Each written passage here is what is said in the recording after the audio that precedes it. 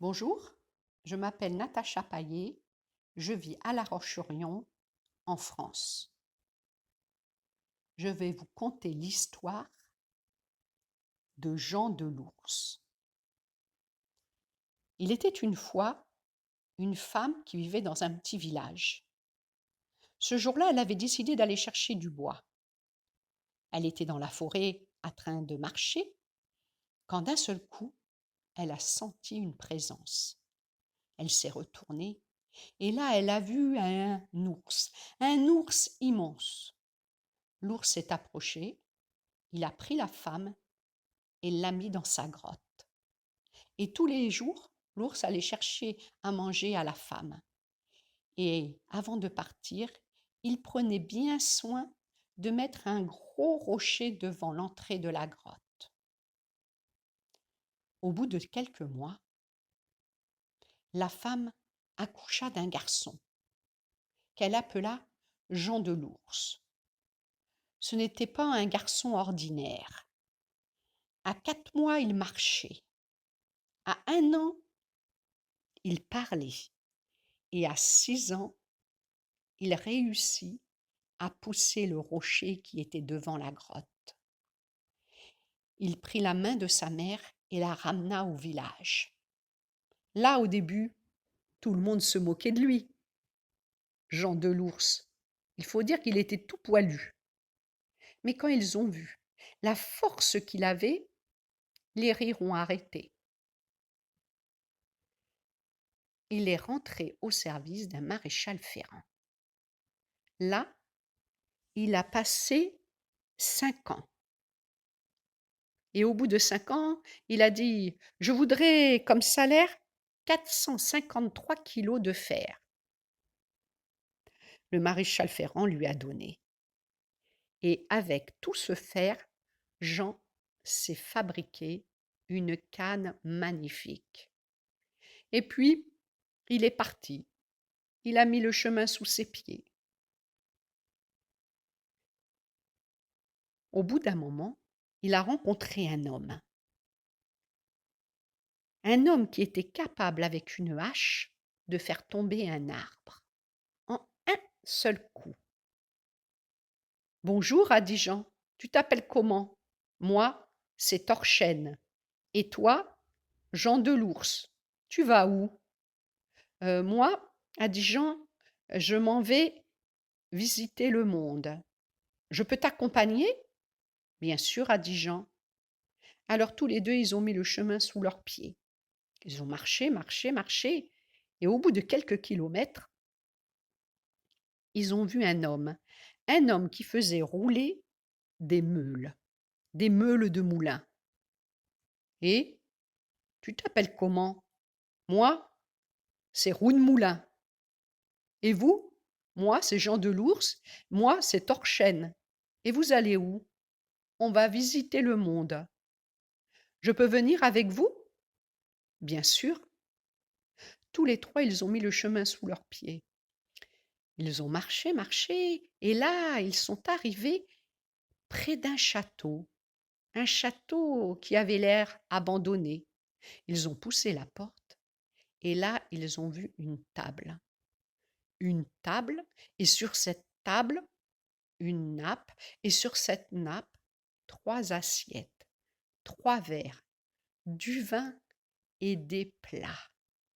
Alors ils se sont mis à manger, à boire, et puis fatigués, ils ont regardé partout dans le château s'ils trouvaient un endroit pour dormir. Ils ont découvert 3 chambres. Ils se sont couchés et ils se sont endormis. Le lendemain, Jean a proposé à Torchen de venir à la chasse avec lui. Roux-de-Moulin est resté. Il était en train de préparer à manger quand d'un seul coup, il a entendu « Donne-moi du feu !»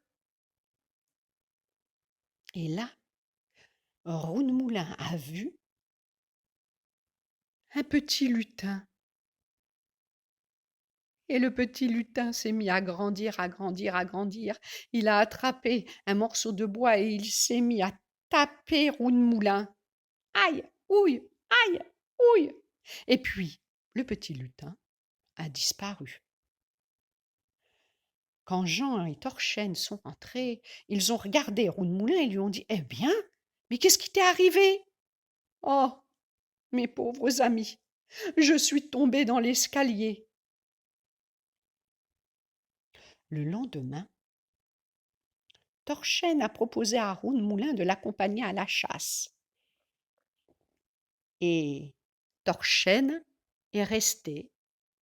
Il s'apprêtait à préparer à manger à ses amis quand le petit lutin est apparu. « Donne-moi du feu !»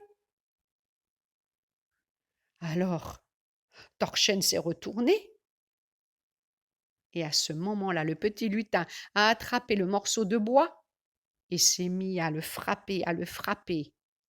Et quand Jean est arrivé avec Roue de Moulin, ils lui ont dit: « Eh bien, qu'est-ce qui t'est arrivé, Torchen ?» Mais Torchen n'a rien dit. Il a dit: « Je suis tombé dans l'escalier. » Le troisième jour, c'est Jean qui est resté au château. Il était tranquillement attablé quand d'un seul coup il a entendu: « Donne-moi du feu !» Il s'est retourné et là il a vu le petit lutin. Jean, il a attrapé sa canne de fer et il s'est mis à le frapper. « Arrête, arrête !» a crié le lutin. Mais Jean n'arrêtait pas. « Je t'en prie, je t'en prie !» Et là, le lutin s'est mis à courir, à courir. Il a traversé le château, la cour, et il a sauté dans le puits. Ah, Jean, il était bien intrigué. Et quand Roue de Moulin et Torchen sont rentrés, il les a regardés et il leur a dit: « Eh bien, hein, il m'est arrivé une drôle d'aventure. J'ai rencontré un drôle de lutin.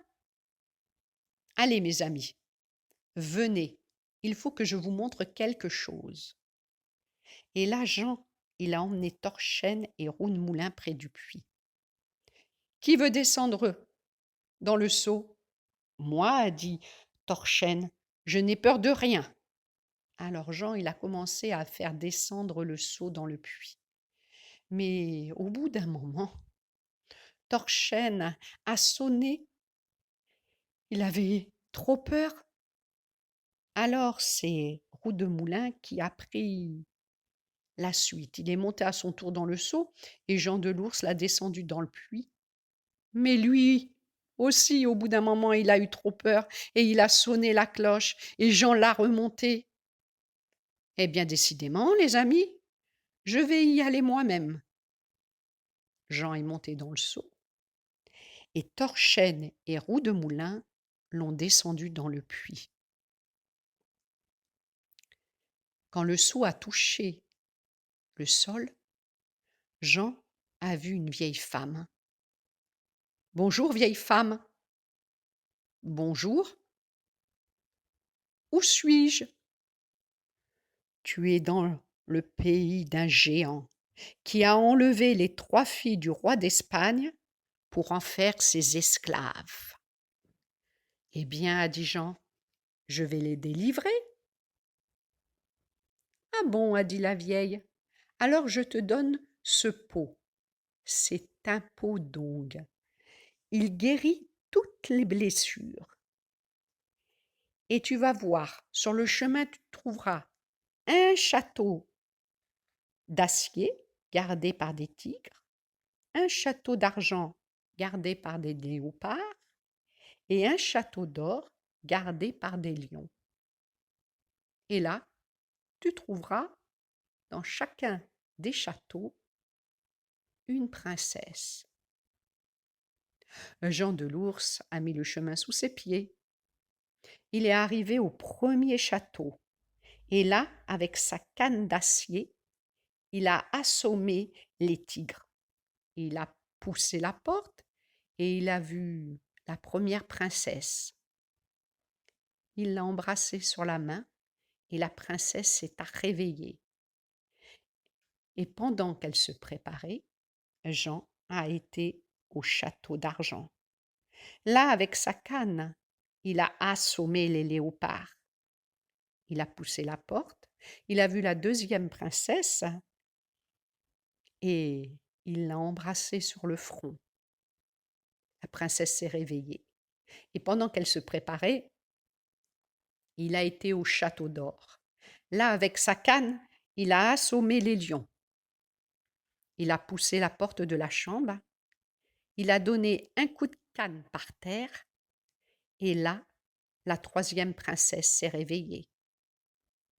Il a emmené les 3 princesses avec lui jusqu'au sceau. Il a fait monter la première princesse. Et la première princesse lui a remis un anneau d'acier. Et puis Jean, il a sonné la cloche. Le seau est monté avec la princesse. Et le seau est redescendu vide. Jean a fait monter la deuxième princesse, qui lui a donné un anneau d'argent. Le seau est monté et le seau est redescendu, vide. Il a fait monter la troisième princesse, qui lui a donné un anneau d'or. Et puis Jean a fait sonner la cloche. Le seau est monté et le seau est redescendu, vide. Jean est monté dans le seau. Il a sonné la cloche.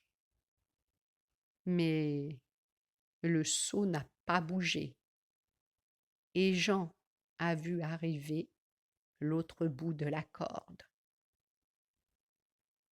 Eh bien, a dit Jean, je crois bien que mes 2 amis sont partis avec les princesses. Mais comment faire pour sortir d'ici? C'est là que la vieille femme lui a dit, je vais appeler mon fils. Jean, il a vu un aigle arriver. La vieille lui a dit, prends un bœuf, 2 veaux, 4 moutons, et quand l'aigle fera couac, donne-lui à manger. Jean est monté sur le dos de l'aigle, et l'aigle a commencé à remonter dans le puits. Et à chaque fois qu'il faisait couac, Jean lui donnait un morceau de viande. Jean était presque arrivé en haut, quand d'un seul coup, l'aigle a fait couac, mais Jean n'avait plus rien à lui donner. Alors il a pris son couteau, a coupé une de ses cuisses et l'a donné à manger à l'aigle. L'aigle est ressorti du puits. Il a posé Jean, et Jean, grâce à l'ongle que lui avait donnée la vieille, il a pu guérir sa blessure. Et puis Jean a mis le chemin sous ses pieds. Quand il est arrivé à Madrid, il a entendu parler que le lendemain aurait lieu le mariage de la princesse. Alors Jean, sans rien dire, il a réussi à se faire inviter au château. Et là, au moment où le roi allait annoncer le mariage de sa fille aînée, Jean s'est approché, a ouvert sa main et a montré l'anneau d'acier, l'anneau d'argent et l'anneau d'or. Les 3 princesses qui n'avaient rien dit car elles avaient peur de Torchaine et de Roux de Moulin ont parlé et ont tout expliqué. Le roi était si content qu'il a donné à Jean de l'Ours son aîné en mariage. Quant à Torchaine et Roux de Moulin, ils ont été exilés dans un autre royaume. On dit que pour le mariage de Jean de l'Ours et de l'aînée des princesses, ça a été une très très très grande fête. Il paraît même qu'on en parle encore. Un mariage Un mariage heureux? Et cric, et crac, mon compte est dans mon sac.